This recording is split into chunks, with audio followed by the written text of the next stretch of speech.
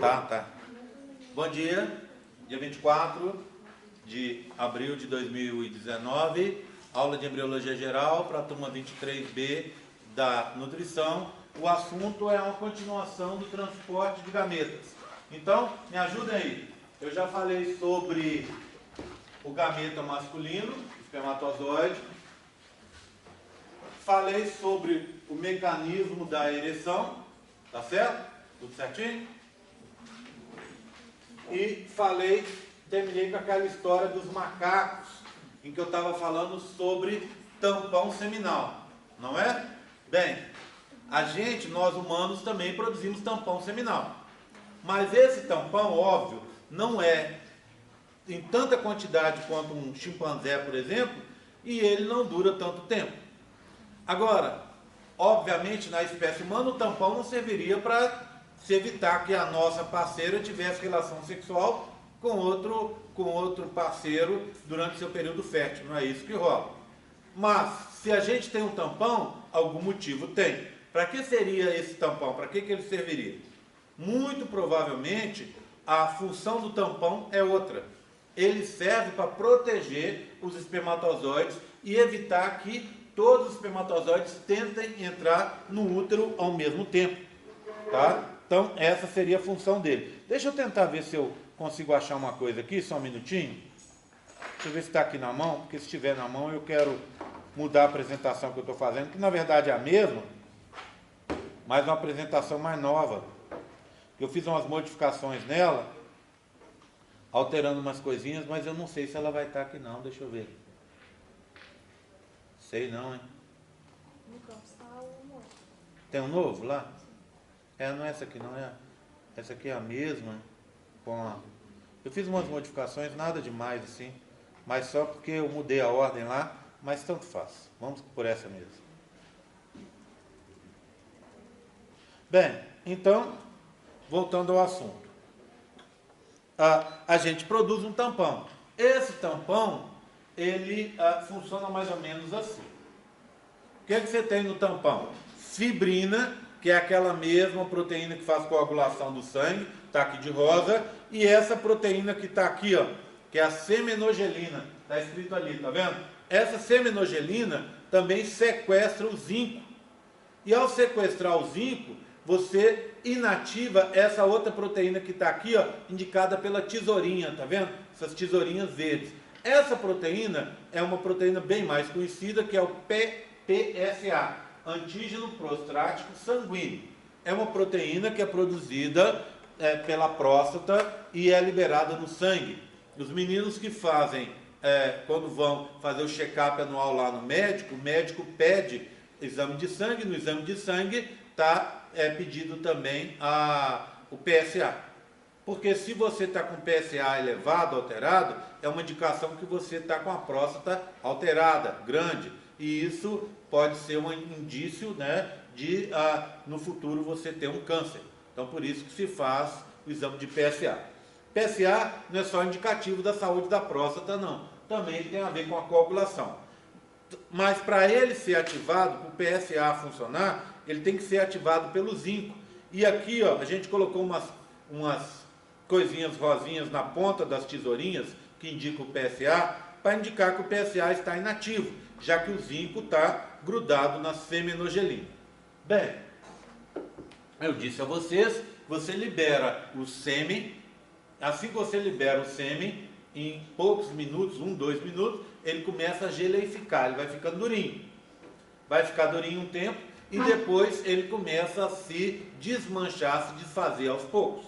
Quando ele vai se desfazendo, acontece uma coisa assim, ó. A semenogelina que estava segurando o zinco, ela começa a perder esse zinco. E ao perder o zinco, o PSA é ativado. E olha o que o PSA faz. Ele quebra a semenogelina. E ao destruir a semenogelina, você desfaz o tampão, que era ela que segurava a fibrina, tá vendo? Tá? E aí, o espermatozoide que antes estava grudado, ele fica solto e pode entrar para o interior do útero, tá? Ok? Tudo bem? Bem, por que você faz isso? Muito provavelmente para proteger os espermatozoides. Porque se você colocasse todos ao mesmo tempo, a chance de ter uma mortalidade ainda maior seria grande, tá? Já que eu estou falando de mortalidade, vamos ver uma coisa. Olha aqui que interessante esses números. Só localizar. Os atores, né? Nós já falamos sobre o folículo ovariano, que vai ser ovocitado, está aqui, né? Já conhecemos. Também conhecemos a estrutura do espermatozoide, já que eu falei hoje cedo. E lembrando a vocês que o primeiro modelo da prova que vem, da prova 2, é esse aqui, do espermatozoide, daqui para frente, né? Já falei desses hoje, tá? Vou falar daqui a pouco sobre o mecanismo da ereção, já para mostrar esses modelos aqui, que eu não mostrei. Mostrei? Não, né? Mostrei? Então esse aqui já foi, tá? Então já foram esses, tá? Já foi o mecanismo da ereção que está ali também. Então, resolvi. Então, a estrutura do espermatozoide já falei hoje. A transporte de gametas. Então, conforme eu disse para vocês, vamos dar uma olhada em números. Em média, o homem produz 250 milhões de espermatozoides. Esses espermatozoides são depositados no fundo da vagina. Entram para dentro do útero. Se você fizer uma quantificação lá no corpo do útero, você vai ver que você tem, de 250 milhões, você só vai ter 100 mil espermatozoides. Ainda é bastante, mas em comparação com o número inicial, é pouco. Você perde nesse caminho tão curto, você perde 99,99% dos espermatozoides. Ou seja, quase tudo. Tá? Só tem tanto, 100 mil, porque o número inicial era muito grande. Tá? Se você for considerar mais à frente, lá no istmo, desses 100 mil, só sobraram 3 mil. E no local da fecundação, a gente vai ter só uma centena de espermatozoides ou até menos. Portanto, os espermatozoides que vão fecundar são poucos.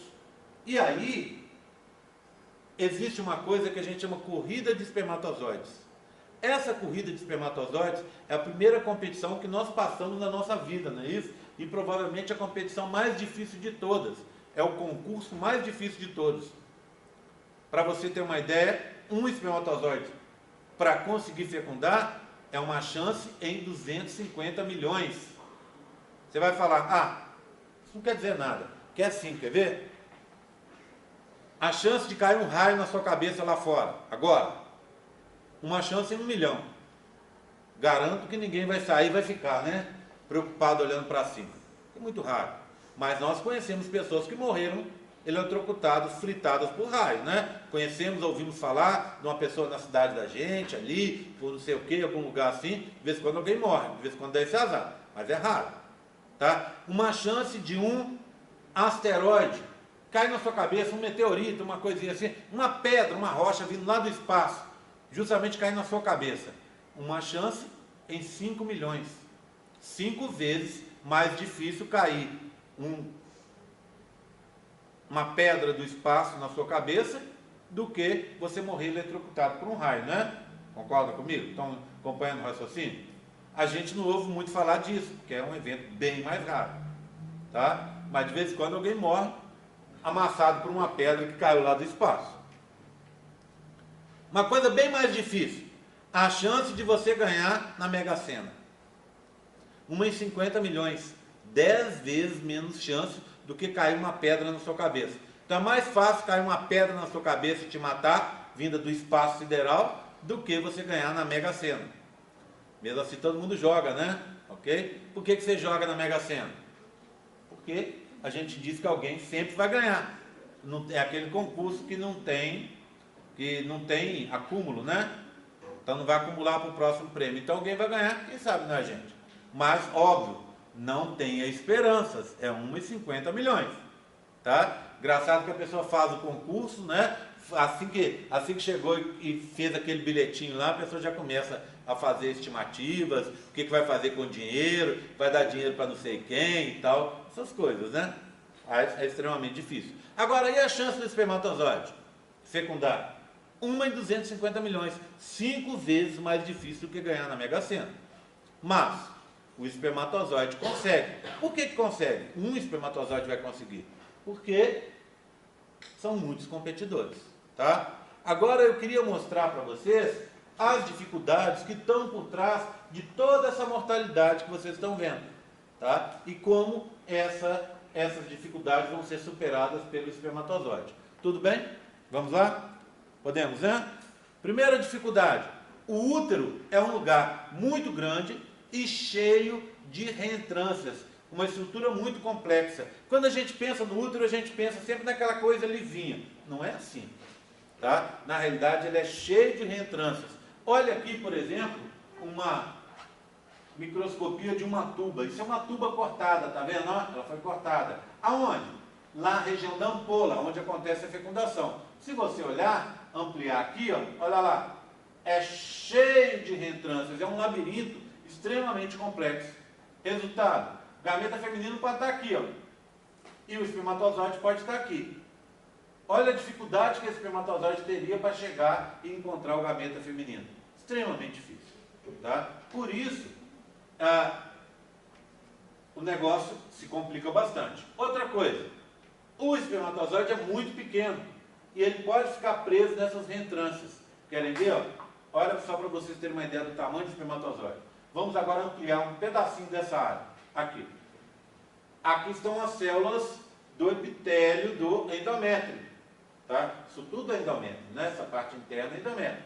Tá aqui, ó, o epitélio do endométrio. Células ciliadas, tá vendo? Ó? Células cúbicas, células prismáticas ciliadas. Olha os cílios aqui em cima. Tá? O espermatozoide é bem pequeno. Ele equivale a 10% do volume da célula. Ou seja, ele equivale praticamente ao volume desse núcleo. Você teria, por exemplo, esse pontinho poderia representar a cabeça do espermatozoide e você teria uma cauda. Então ele é muito pequeno em comparação com essa estrutura toda que a gente vê.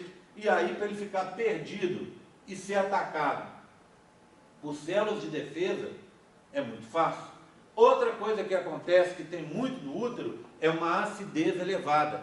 O pH do útero e da vagina está em torno de 3,5, 3,8.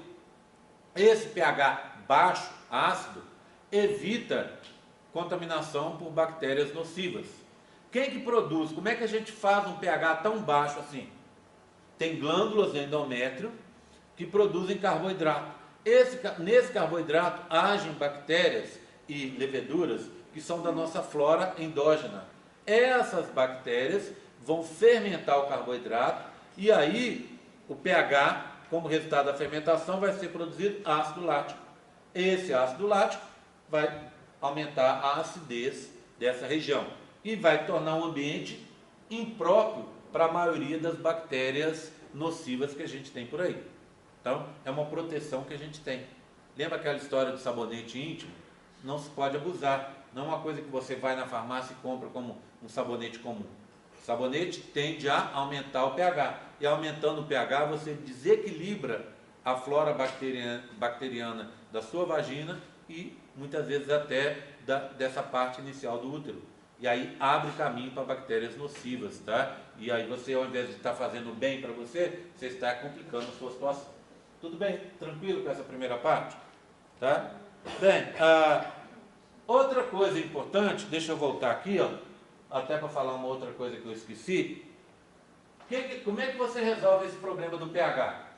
O pH, na realidade, ele é elevado quando chega o sêmen aqui. Porque no sêmen você tem compostos que são produzidos pela próstata, compostos alcalinos. E ele vai aumentar o pH. Olha que coisa interessante. Se você liberasse todo o sêmen ao mesmo tempo, você ia ter um pico de pH próximo da neutralidade, 6,8, 7,2, e passou. Se você libera o sêmen aos poucos, você vai ter vários picos de elevação do pH. Resultado, enquanto o sêmen estiver aqui, você vai ter um pH aumentado aqui, principalmente nessa entrada, um pouco mais para dentro, protegendo os espermatozoides que estejam por ali. Tá? Outra coisa que a gente vê, outro mecanismo de proteção, é a existência de um tampão mucoso aqui, ó. A gente chama isso de tampão mucoso cervical. Ele fecha a entrada do útero, impedindo a entrada de bactérias, mas também, obviamente, impedindo a entrada de espermatozoides. Interessante a gente reparar esse tampão, porque é o seguinte. Primeiro, vamos pensar o que é um tampão. é uma melequinha que você produz e que vai tampar a entrada do útero. Então, essa melequinha que está ali, ela vai variar de estado ao longo do seu ciclo. Período menstrual, aqui, ó, você não tem. Por quê? Porque vem a menstruação e limpa aquilo. Pronto, você não tem. Depois vem o quê? O período que a gente chama fase proliferativa. Essa melequinha, ela está bem melequinha mesmo, bem pegajosa, tá? E está tampando a entrada do útero. Passou para cá, fase secretória. De novo, pegajosa, tampando a entrada do útero. Você ficou grávida, a melequinha vai tampar a sua entrada do útero até o final da gravidez. Agora, nessa fase aqui, ó, mais ou menos do dia 9 ao dia 16, o que aconteceu? Essa melequinha foi aumentando. Na realidade, ela não aumentou, ela ganhou água. Quando você dá água para a meleca, ela vira o quê? Catarro, escorre. Né? Então, o que aconteceu? Essa melequinha que está na entrada do seu útero, na região cervical, no colo do útero, né? Ela, do dia 9 ao dia 16, ela ganha água. E aí ela escorre e deixa de tampar a entrada do seu útero. Por que ela está ganhando água? Porque ela responde aos níveis de estrógeno. Lembra que nesse período, um pouquinho mais à frente, você está tendo aumento do estrógeno e vai ter o pico de estrógeno 36 horas antes eu vou citar? Então, esse estrógeno age nas células que produzem muco, que estão ali na entrada do útero, no colo, e essas células passam a produzir um muco com mais água. E o que acontece com esse muco? Escorre, abrindo a entrada do útero. Você vai saber que está no seu dia fértil, ou próximo dele, porque esse mucozinho vai escorrer e vai manchar sua calcinha. Então, é um indício que você está chegando no seu dia fértil, quando começa a aparecer essa secreção, esse muco, essa secreção que está vindo da vagina, começa a aparecer ali na calcinha. Tá bom? Ok? Tranquilo? Então, é porque responde aos níveis de estrógeno. Bem, os espermatozoides estão sendo transportados. Como é que eles chegam no local deles, lá, na ampola onde vai ter a fecundação? Ou eles vão chegar pelo batimento do flagelo, da cauda, não é isso? O que a gente sempre pensa em espermatozoide, a gente pensa em ele se movendo, batendo a cauda. Hoje em dia se sabe que não. O espermatozoide só vai bater a cauda quando chegar no ovócito, ali no folículo ovocitado. Ele usa a batida da cauda para atravessar a corona radiata. Só para isso que serve basicamente a batida da cauda, tá? Antes disso, ele vai chegar lá no ambiente onde vai acontecer a fecundação pelo batimento dos cílios. Lembra que eu mostrei para vocês que tem cílios lá no epitélio do endométrio? São cílios que vão bater e empurrar os espermatozoides até o ponto da fecundação. Mas o principal movimento para direcionar os espermatozoides para lá é a contração muscular do miométrio, aquele músculo liso que responde aos níveis mais elevados de prostaglandinas, que é o componente, lembra? Do sêmen produzido pelas vesículas seminais, e pela próstata. Tudo bem? Então isso é que faz os espermatozoides chegar lá. Alguns chegam muito rapidamente, alguns, uma hora depois, eles já estão, depois de ser lançados no fundo da vagina, uma hora depois eles já estão lá na ampola. Então, assim, é tremendamente eficiente. Apesar de ter uma distância longa a ser percorrida, esses espermatozoides conseguem chegar com muita facilidade. Aqui, para vocês terem uma ideia, só uma comparação. Ali atrás, eu tenho um ônibus espacial. É um ônibus espacial, foguete, é uma forma da gente se locomover no espaço sideral, não é isso? Bem, vamos pegar uma viagem, que é uma viagem que o ser humano há décadas, ou sempre pensou em fazer, ir até Marte. Para ir em Marte, com a tecnologia que a gente tem, para ir e voltar, porque isso só não adianta, ir e voltar de Marte, a gente gastará, com a tecnologia atual, 500 dias. Pega um foguete agora e torna esse foguete do tamanho do espermatozoide.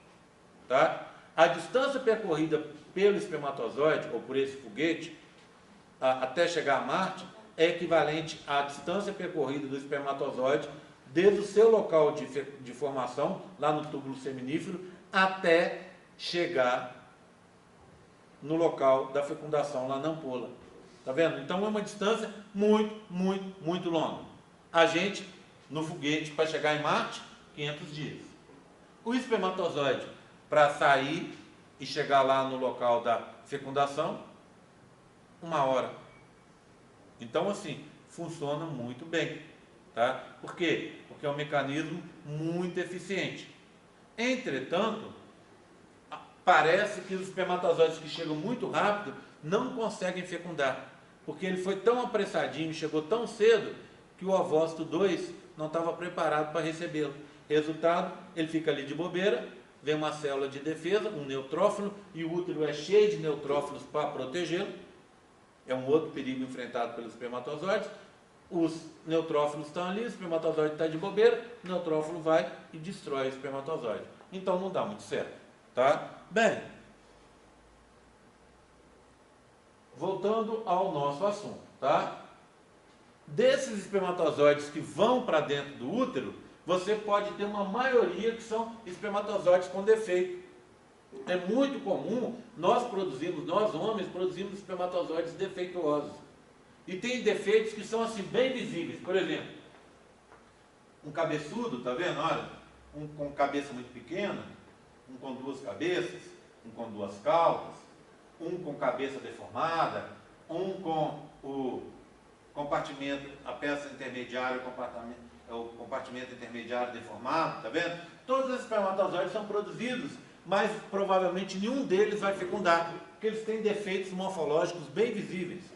Mesmo que sejam defeitos menos visíveis, ou que seja defeito só fisiológico, qualquer espermatozoide que tenha um problema, muito provavelmente não vai conseguir fecundar, tá? Quando a gente examina o sêmen de alguém, existe um exame aí que a gente faz normalmente, que se chama espermograma. Nesse exame é examinado o sêmen da pessoa. Você pega esse sêmen e examina em relação aos espermatozoides que estão ali. O que te interessa? Espermatozoides que têm uma morfologia normal. Então, todos os espermatozoides que têm essas alterações morfológicas, eles são descartados. Então, você quer ver do cara quantos espermatozoides normais, quantificar quantos por cento de espermatozoides normais o cara tem por mililitro de sêmen. Além disso, você procura espermatozoides que têm um movimento correto. O que é o movimento correto para espermatozoides no sêmen? Um movimento retilíneo. Então você vai descartar espermatozoides que às vezes têm uma aparência sadia, mas que estão parados. Esses provavelmente estão mortos. Tá? E vai descartar espermatozoides que estão com movimentos meio erráticos assim. Por quê? Porque ele não vai conseguir fecundar. Tá? Então você vai ver uma proporção desses espermatozoides e vai dizer para o paciente se ele está apto a engravidar uma pessoa ou não. Tá? Bem, o que acontece? Os graus de esterilidade na espécie humana começam quando você tem 10% ou menos de espermatozoides sadios. Olha que coisa interessante. Quer dizer que eu produzo 250 milhões e eu posso ter só 25 milhões de espermatozoides bons e ainda assim eu sou considerado sadio, sem nenhum problema. Pessoas que têm graus de infertilidade produzem menos de 10% de 250, menos de 25 milhões de espermatozoides por ejaculação que tenham problemas. Portanto, a gente tem uma produção muito maior do que a gente precisa. Mas essa produção tão grande é porque a gente tem que enfrentar muitos e muitos e muitos percalços para conseguir fecundar. Ok? Tudo bem? Bem,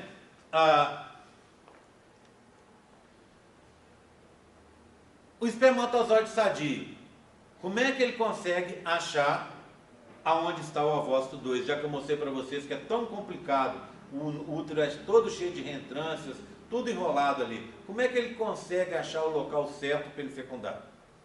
Que caminho ele deve seguir? Antigamente, uma das hipóteses que as pessoas tinham era: você produz muito espermatozoide, um dos motivos é que metade do espermatozoide vai para a tuba certa e metade vai para a tuba errada. Então, ali você já divide a turma ao meio. Foram pesquisar e descobriram que não. Os espermatozoides que vão para a tuba errada têm algum problema. Então, todo espermatozoide que é sadio, a tendência dele é ir para a tuba certa. Tá? Agora, por que isso acontece? Qual que é o mecanismo que o espermatozoide usa para achar onde está, pelo menos a direção grosseira assim, aonde está o ovócito 2? Aí, estudando, as pessoas descobriram isso aqui, ó, o mecanismo que é baseado numa coisa que a gente chama Cat-Sper. O que é o Cat-Sper? São canais de cátions. O que são cátions? Íons positivos no espermatozoide. Esses canais de cátion deixam entrar para dentro do espermatozoide íons cálcio, tá? Mas para que eles se abram e deixem entrar íons cálcio, inicialmente você vai ter que ter uma ligação do espermatozoide com progesterona, tá? Gente, eu vou pedir encarecidamente para ninguém usar na minha aula celular para mídia social, para WhatsApp, seja o que for. Já falei isso algumas vezes, tá? Mas eu vou repetir de novo porque as pessoas estão usando e isso me tira a atenção e principalmente tira a atenção da pessoa, tá? Na aula não é para usar. A UFLA tem muito espaço livre. Você quer usar seu WhatsApp nesse exato momento? Vai lá para fora, use à vontade, tá? Mas não usa na aula, não. A aula é local de prestar atenção, não é local de estar respondendo mensagem de WhatsApp. Combinadíssimo? Tá? Precisa nem pedir licença. Levanta quietinho, vai lá para fora, usa à vontade, atende seu telefone, vai no Facebook, dá um monte de curtida para os outros, né? Apesar de eu achar que não é a hora de fazer isso, mas cada um na sua, né? Depois, satisfeito dessa ânsia sua de atender seus fãs, aí você volta para a sala, tá? Combinadíssimo? Tá? Não faça mais um. Bem, então o Cat-Sper é um canal que deixa entrar cálcio. E para isso, antes, o espermatozoide tem que entrar em contato com a progesterona. É a progesterona que faz os canais de Cat-Sper se abrir. Bem, da onde que vem a progesterona? Do ovário onde teve a ovocitação. É do corpo lúteo, não é? Então imagina, você ovocitou do lado direito. O gameta feminino vai para o lado direito, da tuba do lado direito. A tuba do lado esquerdo, não. O que acontece? O seu corpo lúteo está do lado direito. Então ele produz progesterona. Então você tem mais progesterona do lado direito que do lado esquerdo. Resultado, qual que é a tendência da progesterona? Se ligar nos espermatozoides, os espermatozoides abrem os canais de Cat-Sper e entra o cálcio. Então imagina, o espermatozoide está lá, ó, movimento retilíneo. Quando a progesterona se liga a ele abre o canal de Cat-Sper, o que ele faz? Gira em direção ao canal que se abriu. Abriu o outro lado de cá, ele gira para cá. Abriu o outro lado de cá, ele gira para cá. Ele vai girando e vai conseguindo se localizar dentro daquele labirinto. Final, espermatozoide que tem movimento retilíneo não consegue fecundar. Por quê? Porque ele vem e fica preso na reentrância. Não consegue ir para frente nem para trás. Fica preso ali, uma célula de defesa, um neutrófilo vem, ó, nhoque nele. Acabou. Então, você perdeu o espermatozoide. Por isso, o espermatozoide que funciona é o espermatozoide que lá no sêmen, antes de entrar para dentro do útero, ele é retilíneo, movimento retilíneo. Quando entrou no útero, ele começa a ter esses movimentos meio erráticos para conseguir localizar o gameta feminino. Tudo bem? Então, canais de Cat-Sper. Outra coisa importante que a gente tem que ter em vista: a viabilidade dos gametas. Quanto tempo esse espermatozoide tem para fecundar? Quanto tempo o gameta feminino espera o espermatozoide? O espermatozoide fica vivo, em média, dentro do útero, 80 horas. O que são 80 horas? 3 dias e 1 terço, né? 3 dias e 8 horas. Tá? Sem média. Quero dizer o seguinte, se você pegar 250 milhões de espermatozoides, tá? Um número médio deles, tá? Vai estar vivo durante 80 horas. Uma parte já morreu. Outra parte vai continuar viva depois, mas uma parte menor. Ou seja, em média, cada espermatozoide fica vivo por 80 horas.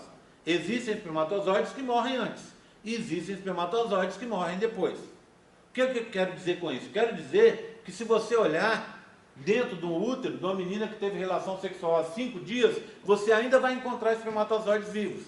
Mas a maioria daqueles 250 milhões já morreram. Opa, legal, né? Mais ou menos. Por quê? Você só precisa de um espermatozoide para te fecundar. Portanto, aquela história, olha, eu estou no meu dia fértil hoje, eu devo me proteger. Tá certo? Certíssima. Relação sexual com camisinha. Pronto. Mas e se você teve uma relação sexual ontem desprotegida? Ou anteontem, ou há 3 dias atrás, ou há 5 dias atrás? Tá vendo? Você tem chance de estar grávida, de ficar grávida. Por isso, reafirmo aquilo que eu sempre falo. Relação sexual, preservativo. Relação sexual protegida. Não só para DSTs, mas também para evitar uma gravidez indesejada. Bem, imprevista, indesejada, que ninguém quer, né? Bem, vamos lá. Você sabe o seu dia fértil, porque você tem um aplicativo que vai indicar aquele seu dia fértil. Na realidade, até alguém falou, acho que foi até aqui mesmo, que o aplicativo não te indica o dia fértil, te indica o período fértil, não é? O período que tem mais chance de você estar ovocitando, então de ficar grávida. Mas uma coisa que a gente tem que ter em mente é que o seu período fértil pode mudar. E não é o aplicativo que vai conseguir te indicar. O aplicativo é uma maquininha, é uma coisa que é colocada ali na programação de um computador. Então ele vai o quê? Ele vai te indicar, dentro dos dados que você está dando para ele, qual a chance de acontecer ou não o tal do período fértil. Tá? O seu período pode mudar, e normalmente ele muda com muita facilidade. Ele muda devido a sinais ambientais, ele muda porque você ficou doente, ele muda às vezes de forma que você não consegue nem correlacionar isso com alguma coisa que esteja acontecendo, simplesmente mudou. E aí o que acontece? Você que estava achando que hoje seria seu dia fértil, ele foi semana passada. E você só vai descobrir isso no próximo período, quando você vê que a menstruação mudou de data. Você está achando que seu dia fértil é hoje, ele vai ser semana que vem, tá vendo? Então toma cuidado com isso. Por isso, de novo, vou falar de novo aquilo que eu falo sempre na cabeça de vocês. Se proteja. Por 2 motivos. Gravidez indesejada, que você não sabe, não consegue precisar, tá? E gravidez numa época que você não tem condição de ficar grávida. De jeito nenhum. Né? E DSTs. Você pode ter uma doença sexualmente transmissível aí, terrível, por uma pessoa que está te passando, que muitas vezes nem sabe que tem DST. Então, se proteja, evitando esses problemas. Depois a gente vai falar bastante sobre isso, quando falar de contracepção. Tranquilo aí? Tá? Então, o gameta masculino em média 80 horas. E o feminino? Em média 24 horas. Significa que, se você está ovocitando agora, até amanhã, mais ou menos nesse horário, o seu gameta está disponível para ser fecundado. Depois disso, acabou. Tá?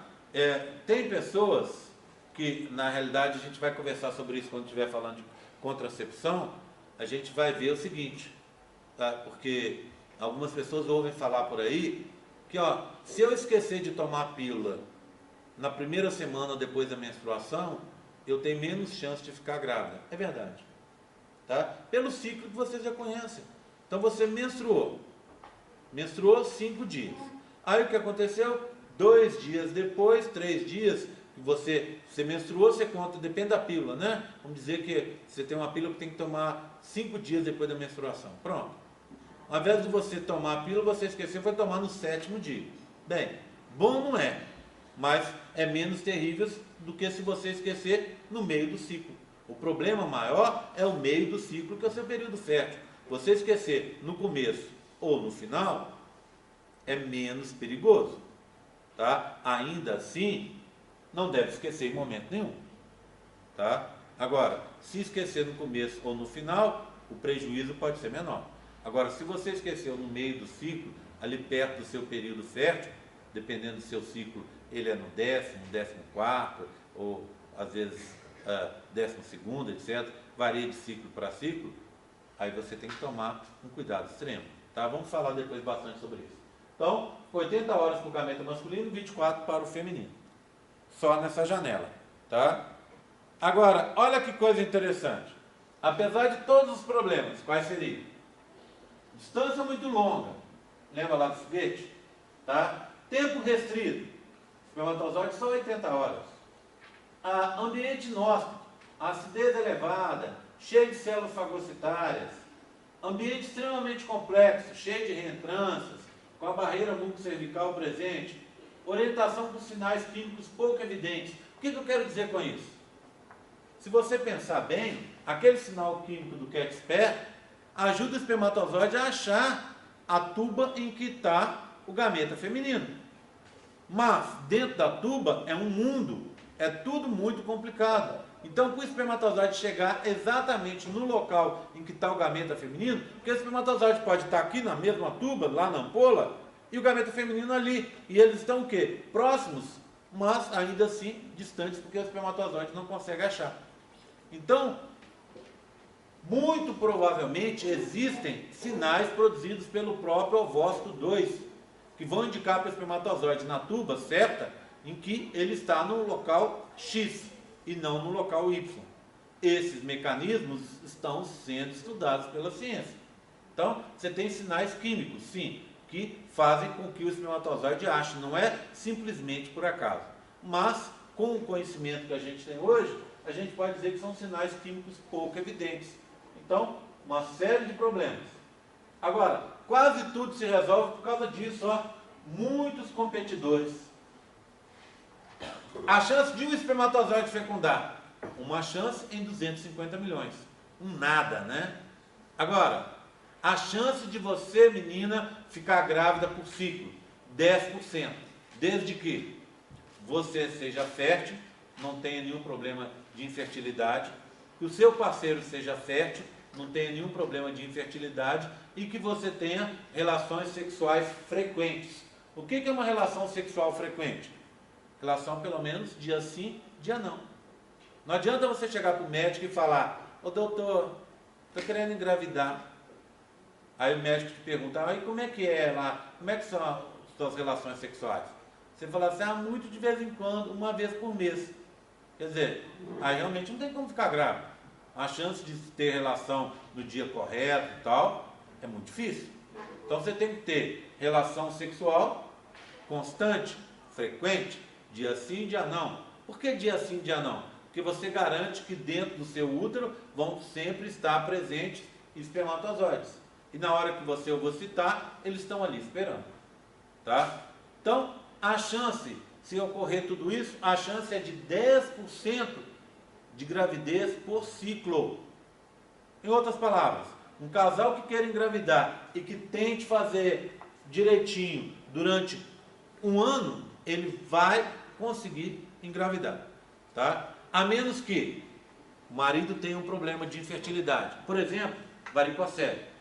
A menina tem um problema de infertilidade, por exemplo, ovários policísticos, ou que ambos tenham problema de infertilidade. Aí o que acontece? A chance de engravidar diminui. Mas hoje existem vários tratamentos para que você consiga engravidar. Só para vocês terem uma ideia, o próprio método que a gente chama de método definitivo, pegar o masculino, por exemplo, a vasectomia. Até 10 anos depois do cara fazer vasectomia, ele pode religar os túbulos deferentes que foram cortados e vai ter uma chance de gravidez, o casal vai ter uma chance de gravidez de 30% a 40%.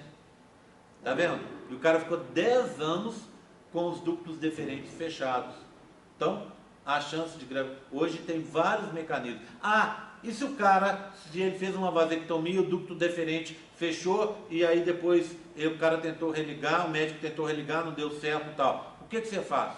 Tem jeito de engravidar? Sim, você pode tirar os espermatozoides direto lá no epidídimo. E aí, a chance é menor, mas ainda sim a chance existe. Tá vendo? Então hoje, existem vários mecanismos aí desenvolvidos, vários métodos desenvolvidos que permitem essa gravidez. Tendo dinheiro, né, tá fácil. Vou falar a mesma coisa que outro dia a médica falou com a Denise, minha esposa, que hoje em dia não tem mulher feia, tem mulher que não tem dinheiro para pagar o tratamento de beleza. Ela foi numa médica, a médica estava falando isso: filha, hoje, se você quiser a gente faz, tem que ter, tendo dinheiro a gente faz. Então assim, tem condição hoje, tendo dinheiro dá para fazer. Tudo bem, tranquilo? Tá? O que eu contei por enquanto? Contei o transporte de gametas, que era o assunto de hoje.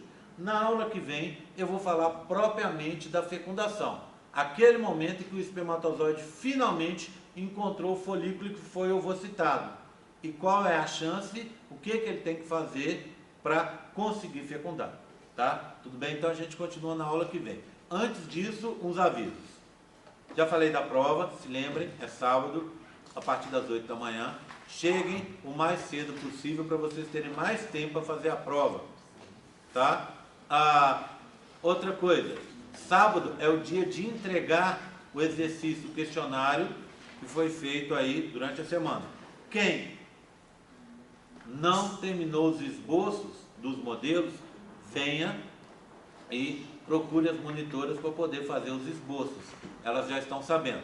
Se você perdeu a aula da semana passada e não pegou o papel do questionário e o papel para fazer o esboço, procure as monitoras que já estão com os papéis para vocês poderem fazer. Tá bom? Tá combinado? Outra coisa, semana que vem, quarta-feira vocês não têm aula, é isso? Né? Então, a gente está num dilema em relação ao questionário, que seria para a semana que vem e vai ficar para depois. Tá? Eu ainda não resolvi como é que eu vou fazer. Uma colega de vocês até pediu que eu desse mais tempo para vocês fazerem o questionário, já que não tem aula semana que vem. Eu não consegui resolver porque eu tenho um problema, que é o problema do pessoal da biologia. O pessoal da biologia tem aula segunda-feira normal. Então eles têm um questionário que eles têm que fazer até domingo. Ponto final. Agora, vocês não teriam essa aula na quarta-feira da semana que vem. Então, em teoria, vocês teriam mais tempo. Mas se eu abro dois espaços diferentes para vocês fazerem o questionário, eu fico com problema. Porque nada impede que um aluno, e às vezes acontece, um aluno da biologia, que pode dizer que está mal informado, mas que na maioria dos casos está mal intencionado, que o cara faça o quê? Não faça o questionário para domingo e entre na turma de vocês e faça o questionário com vocês. Aí ele fez o questionário, ele só não fez na data certa. Aí eu tenho que ficar pescando quem é de qual turma para ver se a pessoa está correta ou não. Tá vendo? Tudo é muito complicado. Então, assim, não sei o que eu vou fazer. Talvez eu consiga abrir para vocês para depois, talvez eu acho melhor não abrir. Vou pensar direitinho o que eu vou fazer, tá? Ok? De qualquer forma, o questionário seria sobre um assunto que vem depois, que é clivagem. A minha intenção é falar de fecundação e já entrar na clivagem logo em seguida, tá? Ok? Combinado? Vou ver como é que eu faço, tá? Alguma dúvida, alguma coisa? Certo? Sobre o tal dos esboços. O esboço deve ser feito por você. É uma chance de você aprender a matéria, tá olhando os modelos para não errar na hora da prova. Mesma coisa o questionário, se você olhar aquele exercício de revisão que eu dei para vocês, é uma série a intenção ali era fazer um resumão de várias coisas, não tem tudo ali, mas tem muita coisa, então ajuda. Então eu peço vocês encarecidamente, não empreste para os outros. Quando você empresta para o seu amigo achando que está ajudando um amigo, você está prejudicando o seu amigo. Tá? Então não faça isso.